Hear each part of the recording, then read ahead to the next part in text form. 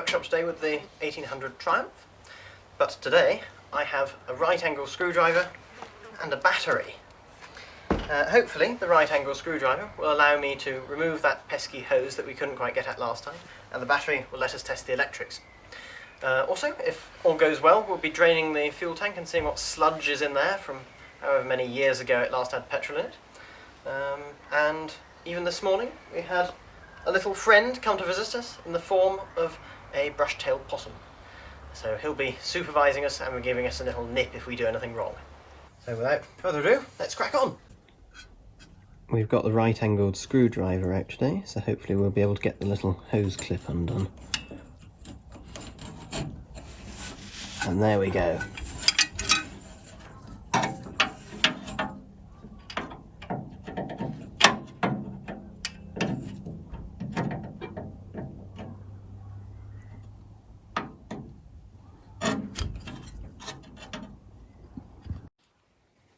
So we've got the hammer out and we're using a mallet on the top to tap off the hose.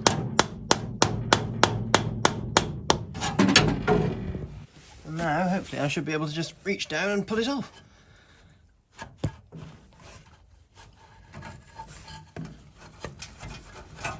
Yep, there we are. One between 50 and 70-year-old hose.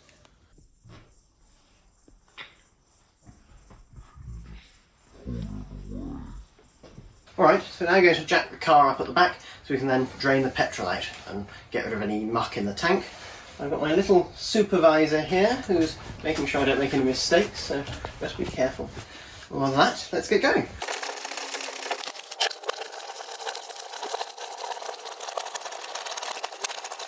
Alright, so we're under the car now, just looking at the petrol tank here.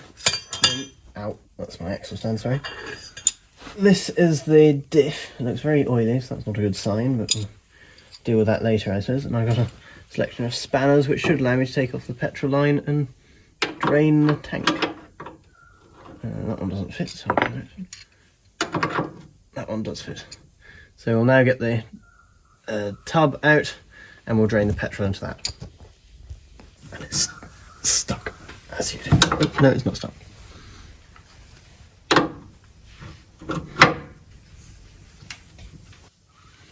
Here is our tub to drain the petrol into.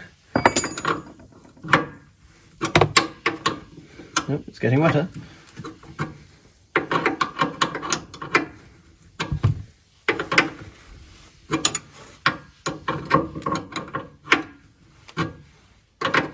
It smells like old petrol.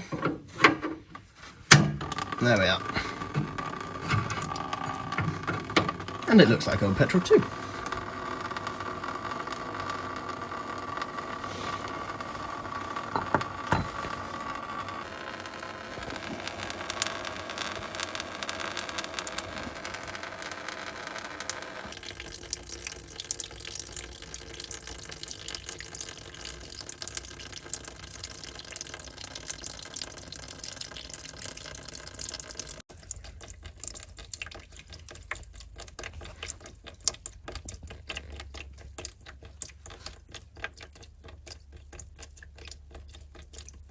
So I'm just looking at the tank here, and it's quite clear that although it's not too rusty on the hull, mainly just surface rust, it has been mended at some point, and these three little patches have been popped on where it's had a hole. Oh, that level there. Interesting.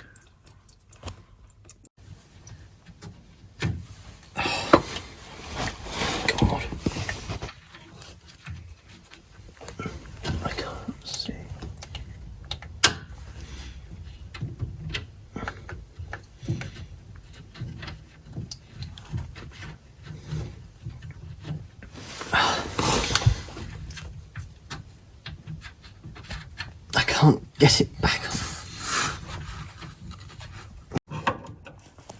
And then we just have to do up the petrol line once again.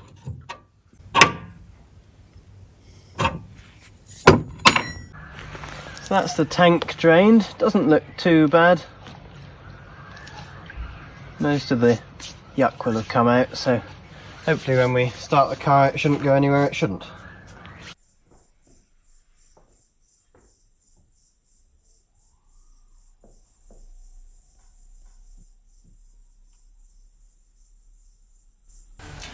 Alright, so we've now got an old battery which we'll put on, and we'll see what of the electrics remains and what works and what doesn't. And if there's no smoke or fire, fingers crossed, we'll pop a new spark plug on and see if we can get a spark when we turn the engine over on the crank. Of course, being a car from the late 1940s, it is a positive earth, so we pop the battery straps on like that, and now we'll see what happens. Alright, so I got the keys here and try and start it probably for the first time in 40 or 50 years. Well, I won't start the engine, but I'll turn on the ignition. Oh, wipers have come on. How do you turn them off? I don't know how to turn them off. Turn it off. Well, that was exciting. That disengages like that. Like that. Alright. Alright, I'll try that again. Right, we seem to have... Right, I'll try a trafficator first.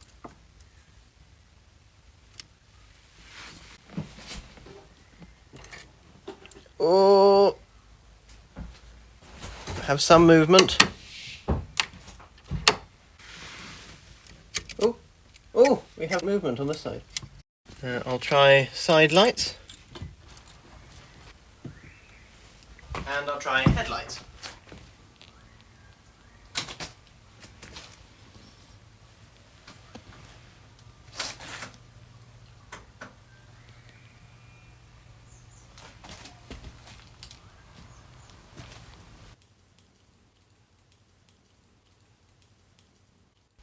Just give the panel lights a go.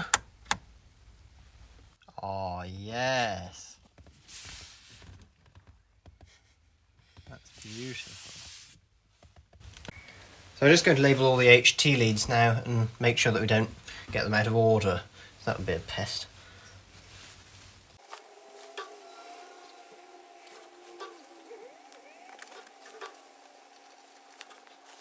Right, so we're now going to try popping on a new spark plug and seeing if we can get a spark when we turn the engine over on the crank by hand.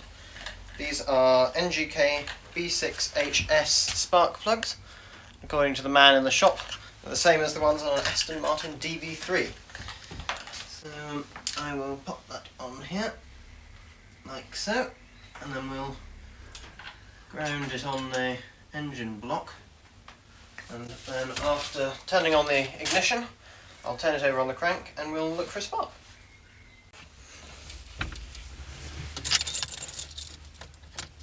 There we are.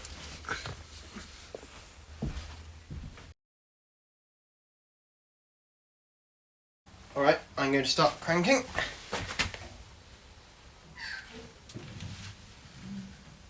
And are we getting anything?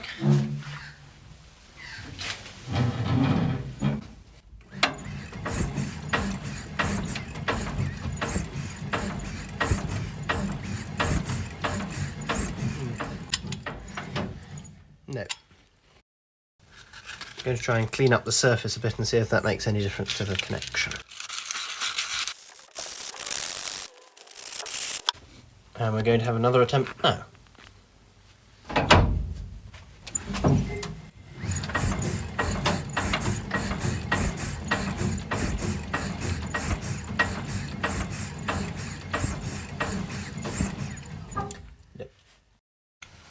So since we're not getting a spark, I'll have a quick look inside the distributor and see if there's anything amiss. I have looked in here before, so hopefully there aren't any nasty surprises.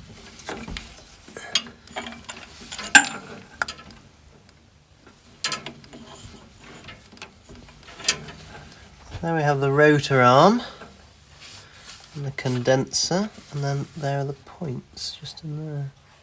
It looks fine. The rotor arm's a little bit tarnished, but it's not too bad.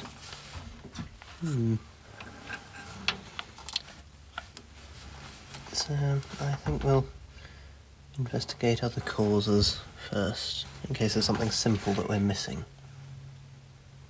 Alright, now we're going to give the starter motor a quick go and see if we can get a spark out of it that way.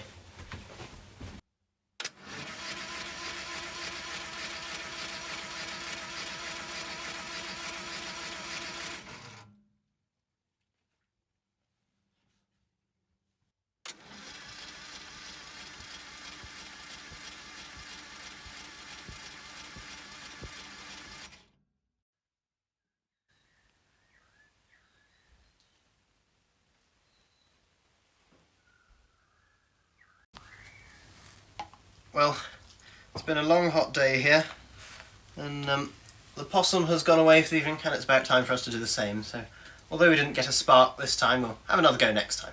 Thank you for watching, ta-ta for now.